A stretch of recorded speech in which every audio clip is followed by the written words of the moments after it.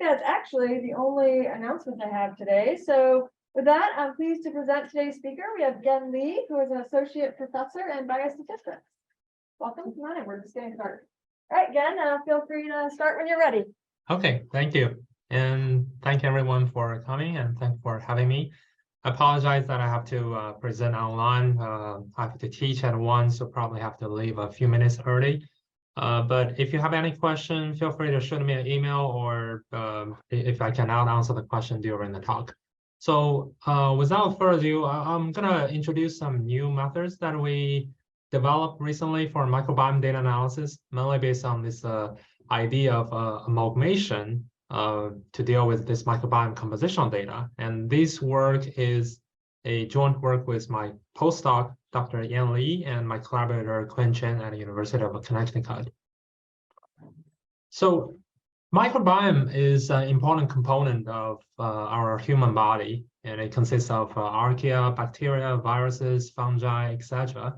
And studies have actually conjectured that the number of microbial cells or genes would even outnumber the human cells and genes. So to some extent, we are more of the microbiome on and in us rather than ourselves. And the microbiome is not static. It's very dynamic, and it changes with time, with different health conditions. And as a result, it's a good indicator of many health problems for the human body. So there has been a lot of study trying to associate the microbiome profile with various health conditions in human. And in fact, there has been a lot of successful stories there. And more recently, there has been a lot of studies about how to use microbiome as a treatment target for various diseases. So it's really a very burgeoning field with a lot of opportunities as well as challenges. So I'm a statistician, so I'm mostly focused on in analyzing the microbiome data, see what the microbiome can really tells us. So to start with, I want to give you a very brief overview of how microbiome data are typically acquired. So this is a figure stole from a paper published in 2013. So some information might be a little bit outdated, but you get the idea. So generally, samples were extracted from the human body. If you're interested in gut microbiome, typically people take samples from fecal samples. And if you're interested in lung microbiome, for example, you can take samples from phlegm, etc. Once the samples are extracted, it's gone through this PCR procedure to get magnified. And then people use sequencing technology to sequence the microbes in the samples. There are 2 main technologies. One is the amplicon sequencing, or 16S RNA, which is the most commonly used one and pretty cheap. And the other one is the shotgun sequencing, or metagenomics, which give you more granularity, but relatively speaking, more expensive. And once you get the sequences, you can apply some existing analytic pipelines in bioinformatics, such as the Mother pipeline, which is, I believe, developed in Michigan by a research group in Michigan. And also there are other pipelines that you can use to pre-process the data, so you can get some more well pre-processed data that can be directly used for statistical analysis. And after this bioinformatics procedure, we get what we call the OTU data table. So essentially, you can consider that as a data matrix where rows are OTUs, or in other words, microbes at different species, at different taxonomic levels, and the columns are different samples. And typically, we also have some additional information, such as the taxonomy and the phylogeny of these different microbes, and those can be used for further analysis. You can collect additional clinical variables, try to associate it with the OTU table, and do various statistical analysis. So as a statistician, we basically take data from this OTU table and conduct further analysis from there. So that's also going to be in the focus of today's talk. But I would like to acknowledge that there are definitely a lot of interesting and important statistical questions in this pre-processing of the microbiome data. So that's something that needs to be further looked into. So once the OTU table is available, there are various statistical analyses that can be conducted on this data set. To name a few, you can quantify the diversity of different samples, alpha diversity, beta diversity, etc. You can also visualize the data, try to see particular patterns in your data set.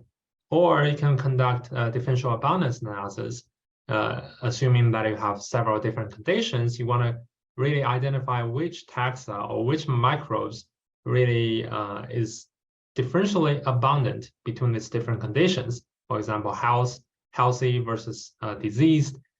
What is the driving factor, or what is associated with that differentiate between the two groups? You can conduct this differential abundance analysis. Or you may be interested in performing network analysis or regression analysis. So there are all kinds of analysis that can be performed on the OTU data table. So you may wonder, then what's the big fuss about microbiome data? Why don't we just use the existing statistical method to achieve these goals? Well, they're not so straightforward in the sense that microbiome data has its own unique features. So that's why in many cases, the existing method may not be appropriate or sufficient to analyze this type of data.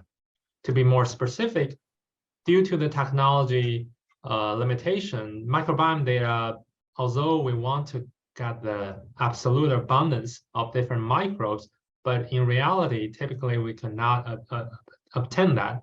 And what we can obtain is really the proportion of different microbes in a sample. Or in other words, the data is compositional.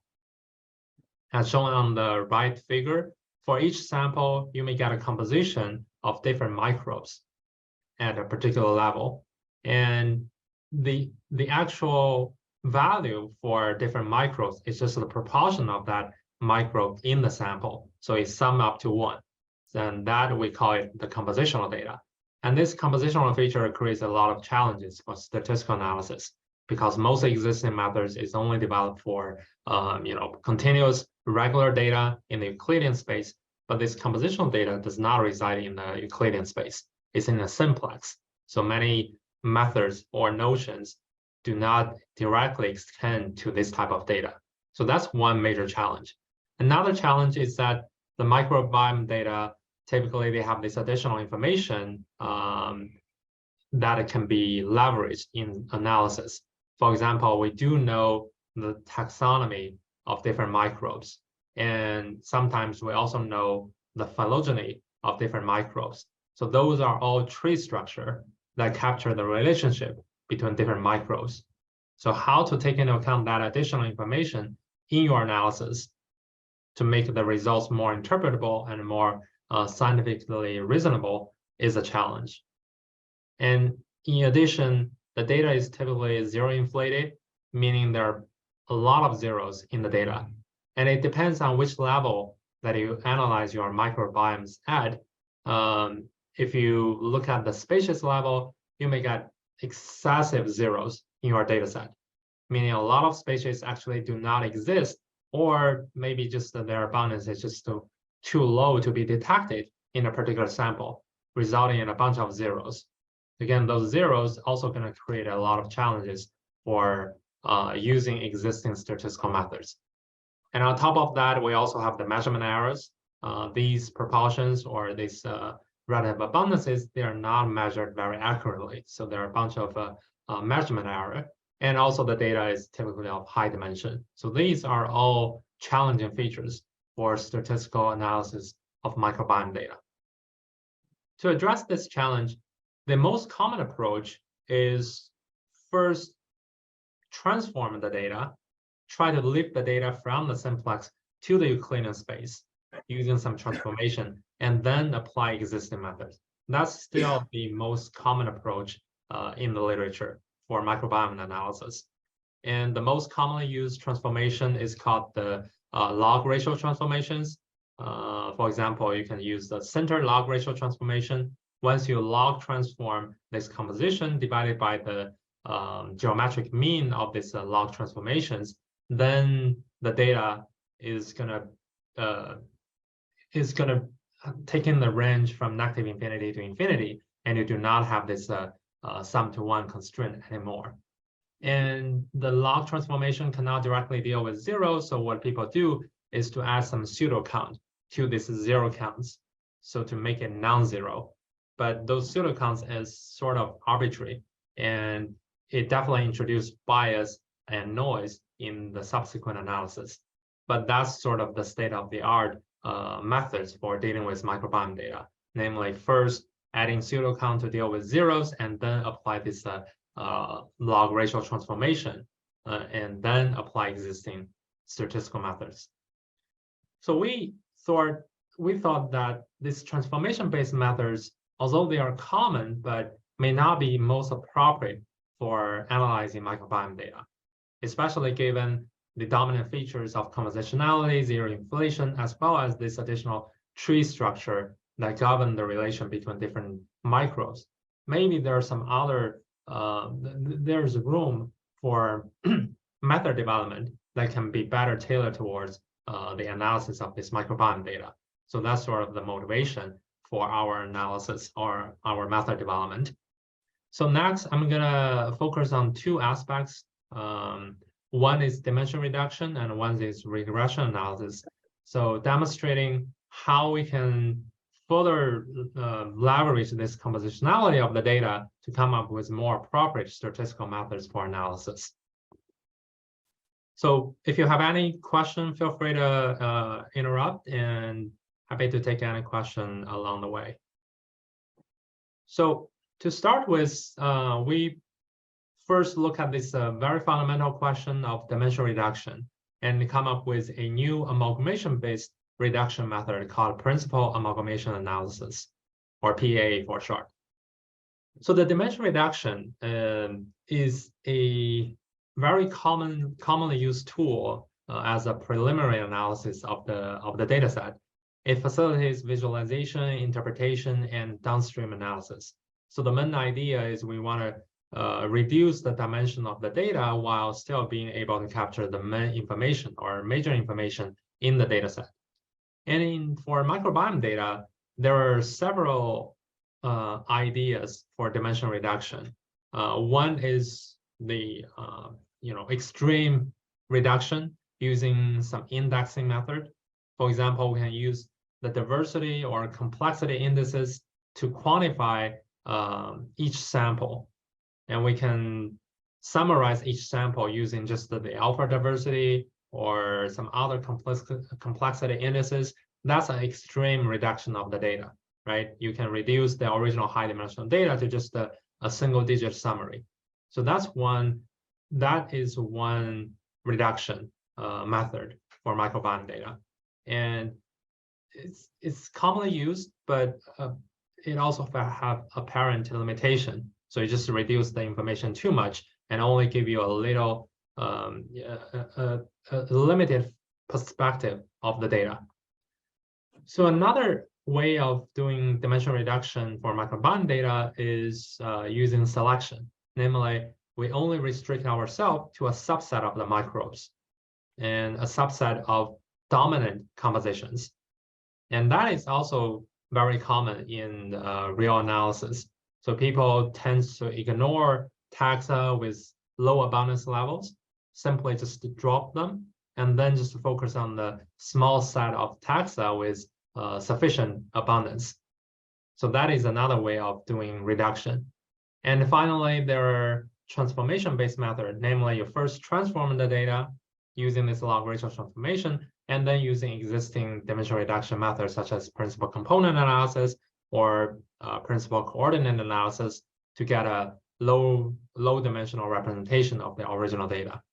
So the third method, this transformation-based method, suffered the same limitation as other transformation-based methods, right? So it doesn't really accommodate this special feature of the data, including the compositionality and the zero inflation.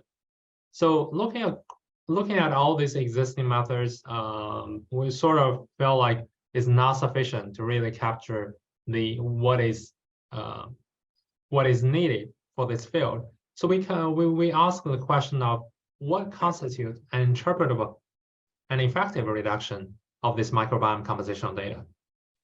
And after some thoughts, we feel like the amalgamation may be the right way to go for reducing the dimension of compositional data. In particular, amalgamation means aggregate compositional components. For example, here is a toy example. Assume that you start with a 5-dimensional data vector of compositional data, meaning that x1 plus x2 plus all the way to x5 equal to 1. Okay, so amalgamation basically simply means you combine some of these components to get a lower dimensional data vector. For example, we can combine the first two and combine the last two, then you reduce the original 5-dimensional vector to a 3-dimensional vector. But the good thing is this 3-dimensional vector is still a compositional vector. They still sum up to 1. So that's what amalgamation is about. And we can extend this idea to high-dimensional compositional data under some constraints. Basically, what we want to do is to reduce the data and maintain the information in the data set as much as possible. So that's the fundamental idea. So that leads to this principal amalgamation analysis idea, which essentially is a optimization framework. If you think about this amalgamation procedure, let's say if we start from p-dimensional data, we want to reduce it to a much lower k-dimensional space.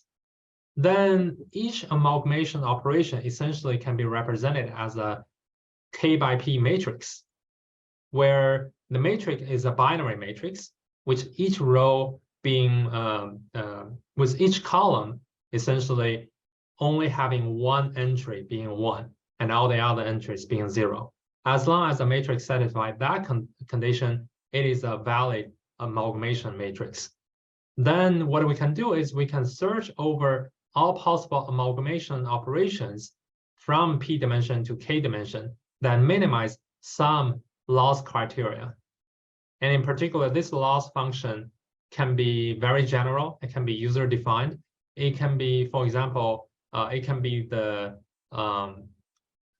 defined based on the alpha diversity.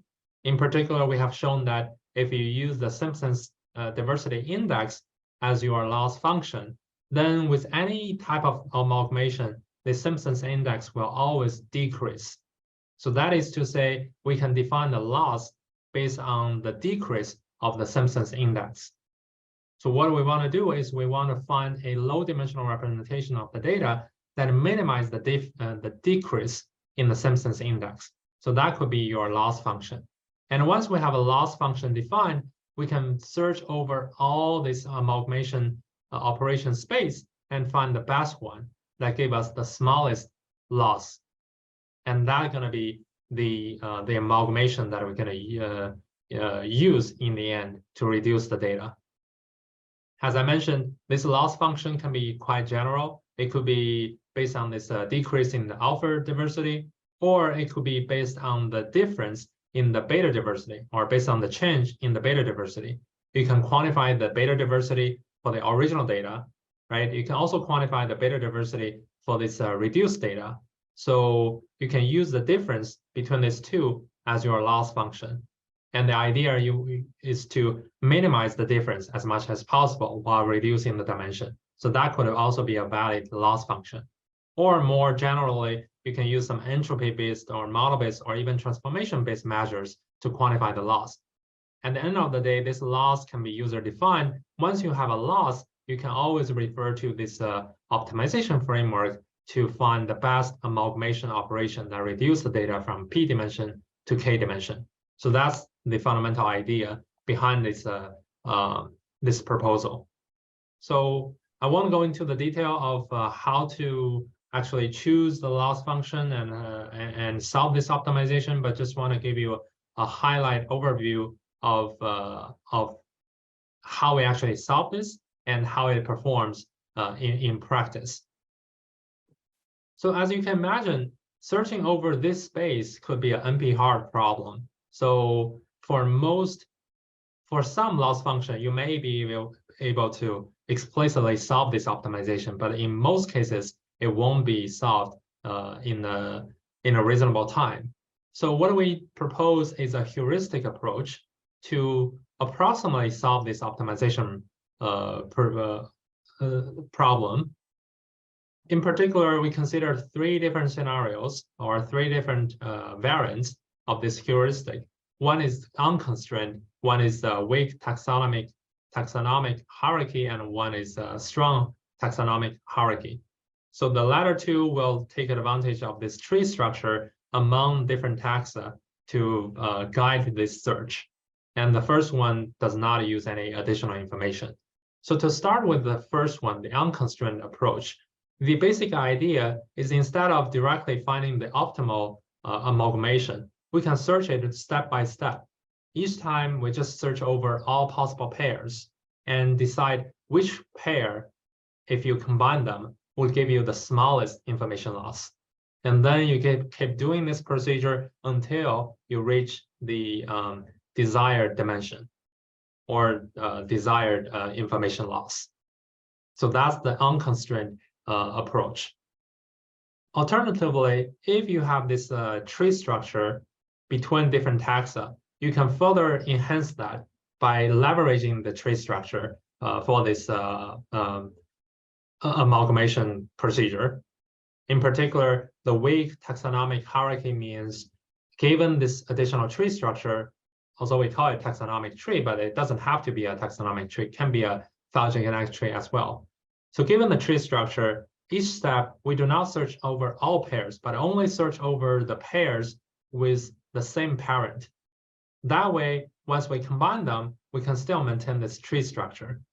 So that along the way, we can gradually reduce the dimension, but still maintain the same tree structure. So that's the weak taxonomic hierarchy approach.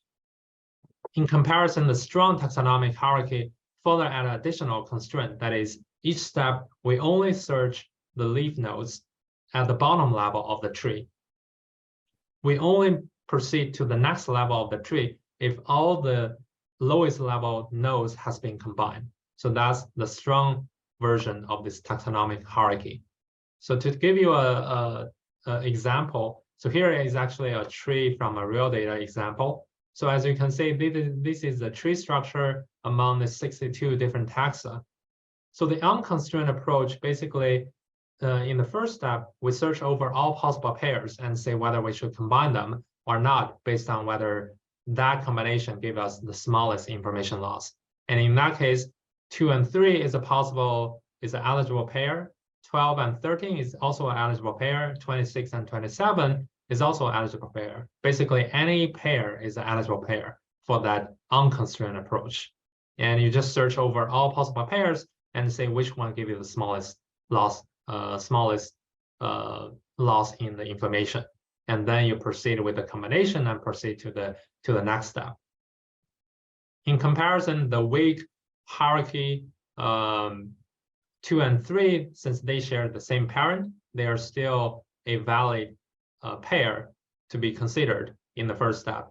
And 12 and 13, they also share the same parent, so it's still a valid pair. But now 26 and 27, since they have different parent, they are not an eligible pair anymore. So if you go with the weak hierarchy, then 26 and 27 is not an eligible pair to be considered in the first step. Maybe after some combination, they will become an eligible pair, but at least in the first step, they are not. And the strong hierarchy approach, only 2 and 3, 5 and 6, etc., these are eligible pairs. 12 and 13 are no longer eligible pair because they are not both on the lowest level. So we only proceed to the next level once we finish the combination on the lowest level. So that's the strongest version of this amalgamation procedure. So here are some potential outputs that we can draw from this procedure. And in particular, this is a real data example of 62 taxa. And one thing that we can do is we can draw this dendrogram to show how the amalgamation actually happens in this data set. In particular, this example, we use the Simpson's index with strong taxonomic hierarchy. So as you can see, the top part of this figure is a dendrogram, which shows you how these different taxa actually combine along the way. So for example, the 33 and 35, they are first combined. And the next one is probably this 52 and 53, and then so on and so forth. Since we use the strong taxonomic hierarchy, so we won't touch any family level nodes until we have aggregated all the genus level nodes. So that the height of the tree actually gave us the percentage change in the loss function in the Simpson's index. As you can see, once we finish combination of all the bottom level, the genus level, that would lead to 12% decrease in the Simpson's index.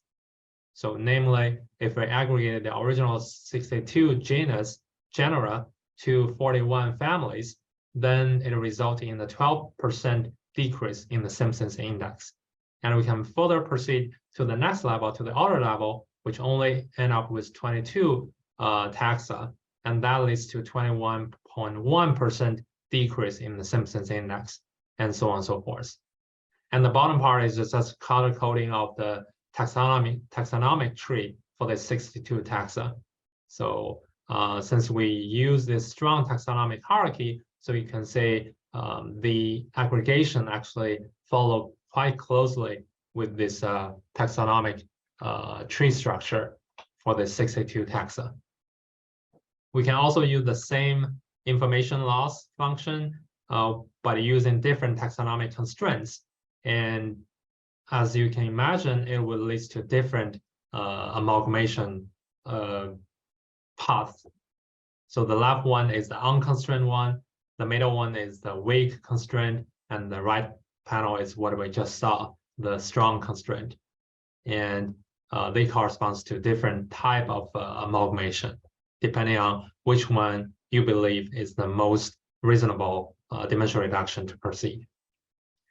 Another way to visualize the outcome is by drawing this information loss along with the dimension reduction. So here, the three panels corresponds to three different information loss criteria, and the Simpson's index is what we saw before. And the y-axis is the percentage difference, percentage change in the Simpson's index along dimension reduction, and x-axis is the number of is the dimension of the reduced data. So we start from here, where without any reduction, then of course there's no reduction in the Simpson's index. And along the way, as we gradually reduce the dimension of the data, we start to have information loss. And the three different line types corresponds to the three different constraints. This black curve is the unconstrained one, and that's the lowest since you don't have any constraints on how you combine the data. So conceptually, it will give you it would be able to maintain this information as much as possible.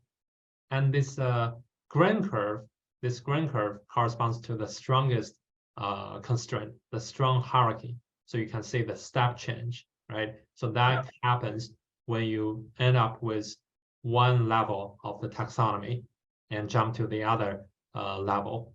And then you all of a sudden you have a big jump, you have a big decrease in the information. And that's the green line. And the red curve is sort of in between. That's the weak constraint. It sort of have this nice property with the unconstrained, while at the same time still use the information from the tree structure. So that gives you how the information is decreased in this weak constraint amalgamation procedure.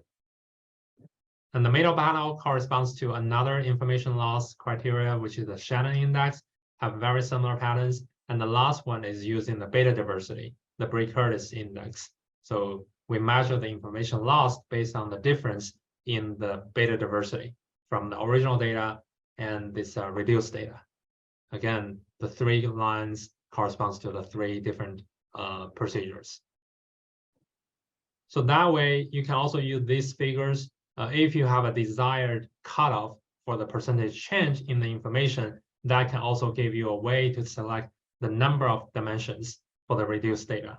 For example, you want to keep your if you care about the Simpsons index and you want to make sure that the information loss is not beyond 20%, then you can use the 20% as a cutoff and decide what is the smallest dimension that it can reduce to, but still maintain the data with a reasonable amount of Simpsons index. So this Scree plot could be used for selecting the dimension for this reduction. Here's another visualization using this Bray-Curtis as the information loss criteria. So again, here we actually use Bray-Curtis as our information loss criteria and conduct this weak taxonomic hierarchy. And the 3 panels corresponds to 3 different reduced data. The first panel corresponds to the reduced to the dimension of 40, second panel reduced to the dimension of 20, and last one reduced to the dimension of 10. And here is the PCOE plot for the original data as well as the reduced data. While the red points are the original data, the blue points are the reduced data. And we use a circle to just mark which one corresponds to which in this PCOE plot. As you can see, when we reduce the data from 60 dimension to 40 dimension, really there's minimal difference in this 2-dimensional plot in terms of how the samples are scattered, how the samples are, how their mutual relations change in this 2-dimensional space. Once we reduce it to 20 dimension, we start to see some difference in their layout. So some data points, they start to move. And only when we reduce to the 10 dimension, we can see more dramatic difference in the layout in this 2-dimensional space. That is to say, this procedure maintains the beta diversity of this data set pretty well if you just reduces, even reduces to 20 dimension. So which is a quite promising result from this analysis. So that's pretty much it for the dimension reduction. And for dimension reduction, again, it's a tool for preliminary analysis or exploratory analysis of the microbiome data. And this new procedure basically just provides a more flexible way of reducing the microbiome compositional data. You can flexibly decide what your information loss function is and how you want to proceed, whether you want to use the tree information to guide the dimension reduction or not. So in general, it's a very flexible approach that can be useful in reducing the complexity of the microbiome data to start with.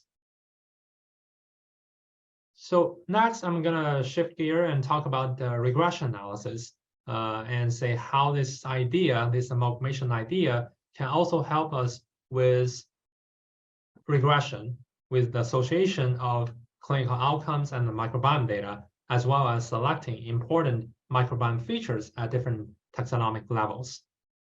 So we call our method the relative shift, and I'll explain in a second why we give it that name.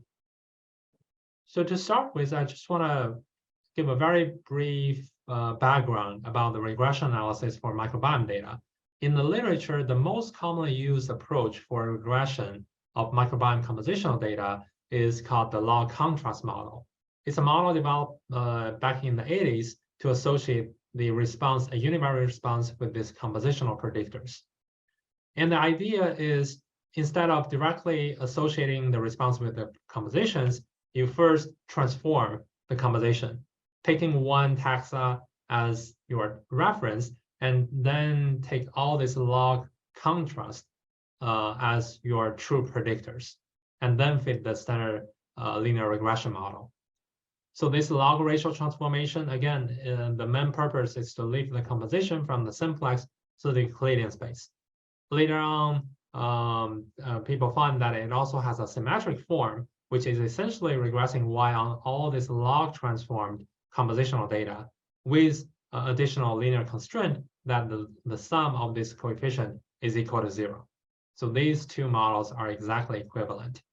And of course, in practice, you can also use other transformations, such as the center log ratio transformation, instead of this,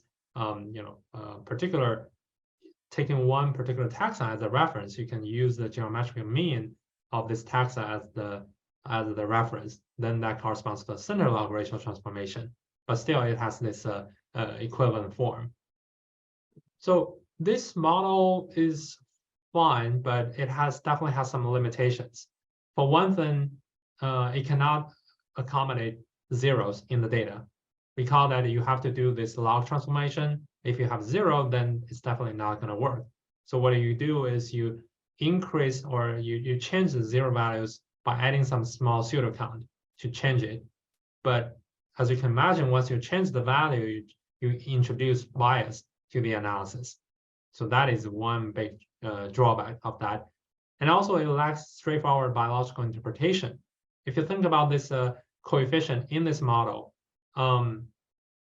since this xj, this compositional data, they are not individually, they are not independent, meaning if you change the value of one xj, you know for sure some other xj's would also change accordingly because they are compositions.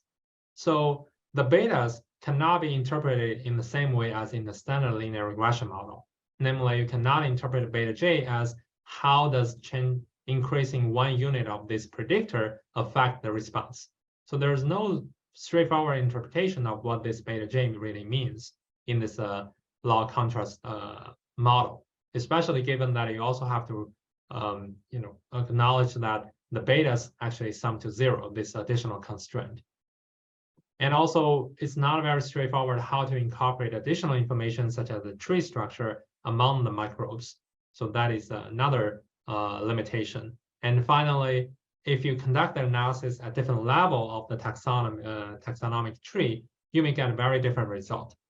You can consider, if you do the analysis on the species level, maybe you can find a couple of species to be important.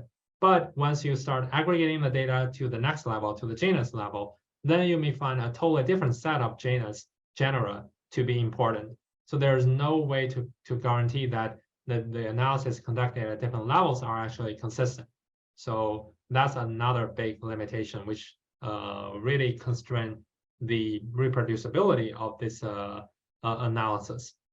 So then we ask the question, can we directly model compositions without transformation and use that in the regression model? So that's sort of the motivation for this work. And the answer is yes. And the way to do it is actually surprisingly simple. And we just notice a particular fact that if you directly regress this response y on this compositional predictor x1 to xp, the model itself is not going to be identifiable because you have this x1 plus all the way to xp equal to 1 constraint. So the model is not identifiable. But if you reduce the degree of freedom for this regression model by 1, the model will become identifiable. And to reduce the degree of freedom by 1, you can simply get rid of this intercept term. Forget about the intercept and only focus on this, this regression without the intercept. The model is fully identifiable, meaning all this beta 1 to beta p, they are uniquely defined once we have the data y x1 to xp. And moreover, we have superior interpretabilities for this regression coefficient by noticing the relation that for any pair, beta j xj plus beta k xk, you can always rewrite this relation in the right-hand side, which is beta k times the sum of these two compositions plus the difference of the coefficient times xj. So what that means is that if you maintain this xj plus xk constant, this difference will tell you how moving concentration from xk to xj would affect the response. Namely, this difference of the coefficient carry very important meaning That is how shifting concentration between taxa would affect the response. So that actually give it its name, the relative shift, because this difference in the coefficient really capture the shift effect of the concentration. And that also leads to a nice combinatorial property of the model. That is, if two coefficients are equal, then what we know is that you can arbitrarily shift concentrations between these two taxa without really changing the model. So that just gives us another way of connecting to this amalgamation idea. If the coefficients are equal, then it just means these two taxa, from a prediction perspective, they can be treated as the same entity. And all we care about is the total composition of these two taxa. We don't care about each individual composition. You can arbitrarily change the composition between these two taxa. As long as the total composition is the same, that would have the same prediction effect on the response. And moreover, the model is a scale and shift invariance, meaning that you can change your response, the scale, and you can change the scale and mean of the response. All you need to do is to change this beta 1 to beta p by the same scale and shift, scaling and shifting. So I won't go into detail. So a quick head-to-head comparison with the standard log contrast model, we can say there are some major differences between these two ideas. First, in terms of predictors, the relative shift model do not need to conduct any transformation. And in terms of coefficient, there's no constraint. Well, only one constraint. You do not add the intercept term in this regression model. And in terms of the interpretation, the relative shift model has nice interpretation where the difference of coefficients can be interpreted as a relative effect of shifting concentration between taxa. And that can also be generalized to more than two taxa. For any number of taxa, you can always construct a contrast of this coefficient. As long as that's contrast of coefficient, they can always be interpreted as how shifting concentration between this subset of taxa would affect our outcome. And in addition, if we are dealing with high dimensional data, we can use this combinatorial property to achieve feature aggregation in relative shift model. We can combine some taxa because their individual composition does not really matter in prediction. We can combine them to reduce the dimension of the predictor. While for log contrast, you may need to refer to the feature selection. And recall that we argue the aggregation or amalgamation is more appropriate for compositional data. And in addition, if we have additional tree structure, that can be easily incorporated, which I'm going to talk about in a second. And it's also quite robust against measurement error because you can combine taxa to higher levels. And the higher the level is, the lower the measurement error going to be effective. So that's just the nature of the microbiome data. So to incorporate this additional tree structure, here is a toy example of how we're going to do it. Essentially, the basic idea is we want to aggregate taxa with similar taxonomic path. So assume this is your taxonomic tree structure. These two nodes, gamma 1 and gamma 2, they share a lot of this taxonomy along the way, from the root node all the way to the leaf node. They only differ at the bottom level. And starting from their parent, they become the same node. So they share a lot of taxonomic paths.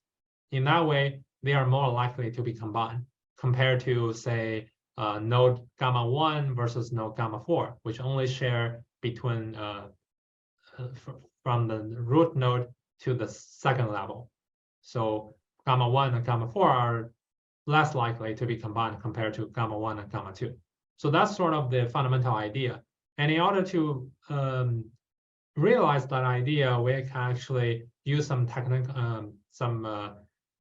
technical tricks to convert the original regression coefficient beta 1 to beta 7 to this intermediate coefficient and leverage the existing methods of zero sparsity in the statistical literature to encourage this aggregation of the coefficient. Because recall that in the proposed model, equating the coefficients is the same as combining taxa. Once the coefficient of these two taxa are the same, naturally they will be combined because individual composition does not matter anymore. So that's the idea.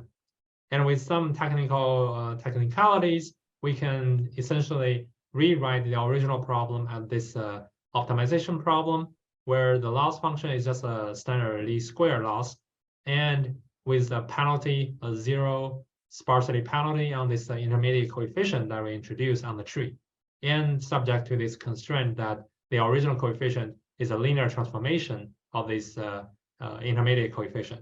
So I won't go into the details of this this approach. So you can look into our paper if you are interested. So just want to use the last couple minutes to quickly talk through a real data example to show you what would be the output of this new approach. So we apply this method to this origins study, the oral microbiome study, trying to study the association between oral microbiota and some diabetes as well as periodontal diseases. So in the first attempt, we try to associate this oral microbiota with periodontal disease. And we have over 1,000 diabetes-free individuals. We collect the microbiome data from their subgingival plaque samples using the 16S RNA sequencing. And after pre-processing, we end up with over 500 taxa at the species level with known taxonomic structure. The response we use here is the periodontal status, which is essentially a ordinal categorical outcome. But here, for simplicity, we just treat it as a continuous outcome and use this approach. So 0 represented healthy, 1 represented moderate periodontal status, and 2 means severe periodontal status. And we also adjust for additional covariates such as sex, age, race, etc. So that's the basic setup. So the periodontal status is the outcome, sex, age, race as covariates, and microbiome is the main high-dimensional predictor. So we fit the model, use the cross-validation to select the tuning parameter, and this is a major result of the model fitting. So in particular, the out circle is the species level of the original input data of over 500 taxa at the species level. And these solid dots, these black dots, are the feature aggregation result. As you can see, some taxa, they are aggregated to their immediate parent.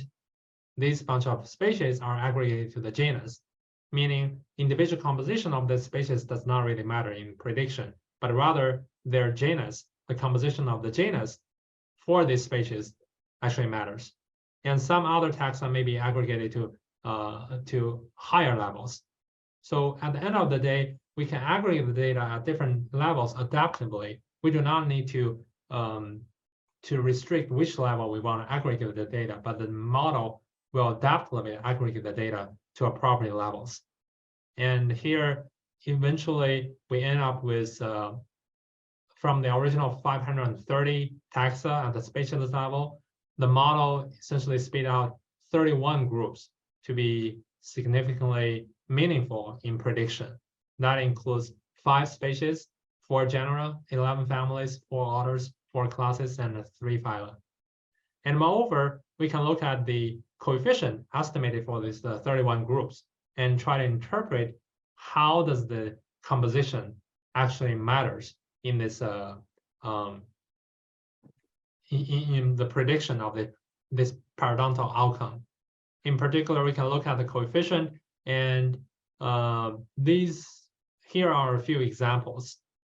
The Treponema genus has a coefficient of 0.7455, which, if you look at all the coefficient estimate, is relatively high compared to all the other coefficients, which means if you shift concentration from other taxa to Treponema, that would increase the outcome. And recall in practice, in this setting, a higher value of the outcome means worse periodontal status. So that is to say, a higher concentration of Treponema essentially is harmful for the periodontal status. Similarly, for the Peptococcus, you also have a pretty large coefficient that also explains higher concentration of these taxa linked with worse periodontal status, which is consistent with what people have found in the literature. And on the other hand, we can also look at taxa with specifically low coefficient values. For example, this actinomycetes, so which have a negative coefficient, and that one essentially there has been studies in the literature showing the high concentration is linked with health, with oral health. So we can have actually some nice interpretation of the coefficient. So more in-depth analysis can be conducted on this coefficient as well, which is ongoing work. So just want to briefly summarize what I've talked about today. So we proposed this amalgamation-based methods for microbiome compositional data. In the first part, well, I introduced a new dimension reduction approach called principal amalgamation analysis. The idea is really trying to get an interpretable dimension reduction, at the same time being flexible to accommodate different needs from the practitioners. So the idea, you can minimize some user-defined loss to get a lower dimensional representation of the data while still maintain the information in the data set. It's suitable for visualization and subsequent analysis of this microbiome data. And for the second part, I introduced a relative shift regression, which is a multiple regression framework that associates the univariate response with high-dimensional zero-inflated compositions. And because of the way the model is set up, the coefficient actually captures the effect of shifting concentration on the outcome. And it naturally, both methods can accommodate guidance from the taxonomic tree structure. So it could be made more general in practice. So with that, I'd like to thank you, and also happy to take any questions if you have. And then the tools for both methods are posted on GitHub. So if you are interested, you can try it out. Or if you have any questions or interested in collaboration, definitely feel free to email me. So I'll be happy to explore all various applications using this approach. Thank you.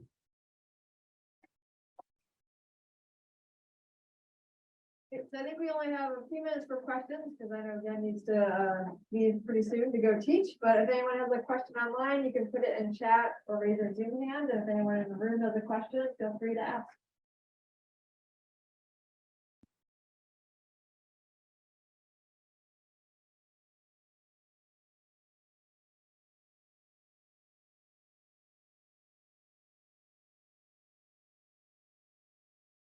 So far, there are no questions, but we'll just give it a couple minutes in case. Yeah, I'm just interested, you know, is there, do you have a way to detect and see different populations of different microbiomic constituents with different severities of the periodontal disease? I mean, you know, this is pretty important stuff. I mean, you know, my understanding is that, you know, the microbiome even like varies depending on what tooth it is. So, you know, it's just really a pretty amazing thing. That's true. So again, this is only the first attempt, and I believe a more granular study, you know, definitely can reveal more information about that. And so far, the method, we only use, you know, the cross-sectional data at a single tooth to study this relation, since the original goal of this study is really trying to study the oral microbiome, the association of oral microbiome with diabetes. So this is sort of a secondary outcome that people use in this study. But I agree that you know, a more granular study would reveal more interesting information from it. But potentially, this method can also be generalized to accommodate that goal. Yeah, I can definitely see that. It's a very promising area. Thanks. It's very interesting. Anthony, go ahead. Yeah. I actually have a question about when you enter question results for different taxonomic levels. Can you speak a little louder? So I have a trouble hearing you. Yeah, I'll go through the microphone that myself. Yeah, it won't hurt. Okay. Can you hear me clearly now? Very good. Yeah. Okay. I had a question about the final aggregation example, Mhm. were there any predictors or patterns you found for what determines for your principal components will be at the species level versus the genus level versus family level? For So you mean the dimension reduction part, right? yes. Can you repeat your question? I don't quite get your question. When you were going to the final real example and showing when you, for the dimensional reduction steps, for which one you select. So can you go to the regression analysis, like slide 22, I think? Okay, 21. This one? This one, yes. Okay. I was curious if you found that there were any patterns or predictors which after you did the computations for minimizing the loss functions, which you could use to figure out the patterns for if this is genus level, family level, or domain level, which ends up as the final dimensional component. Yeah, that's a very good question. So we actually haven't done it for this example, trying the PA, the dimension reduction approach. The main difference between these two is one is supervised, one is unsupervised, right? So the dimension reduction, if you can also apply the dimension reduction to it and say, whether you can replicate to some extent this reduction structure, right? Without using the response. That would also give you some alternative perspective of whether the supervised reduction result is mainly because of the data structure or because of association with the outcome. But that we haven't done yet. But that's a good point. Yes. We do have a question online. I know we're about out of time. Nick, if you want to unmute yourself and ask your question, then again, you can decide if you got time to answer it or if you want to take it offline. Well, yeah, I was sort of asking the same question, I guess, like what influenced your choice to, or what should influence your choice between doing the pre-aggregation or using regularization to do the aggregation? Yeah, so it really depends on your goal, right? So if you know you have a particular response that you want to associate with, definitely you can directly go with this, supervised approach. There's no need to do this dimensional reduction in the first place. But the dimensional reduction is sort of a more general tool that you can use to simplify the data. So you may be interested in learning this, network structure among the taxa, but the data is just way too high dimensional to directly be applied. So then you can try this dimensional reduction tool first, right? To simplify your data while still maintaining the majority of the information in the data, and then apply the network analysis. So it's really two different tools that it can be used in practice. But short answer is, if you are interested in regression, then you can directly use this without using the dimension reduction, because it does build into the feature aggregation in it. Does that answer the question? Yes. Okay, thank you. I think we probably need to wrap up. Yeah, so I probably have to run, but thank everyone for your interest. And if you have any further questions, feel free to email me, and I'm happy to discuss in more depth. Great. All right, Yeah. thank you.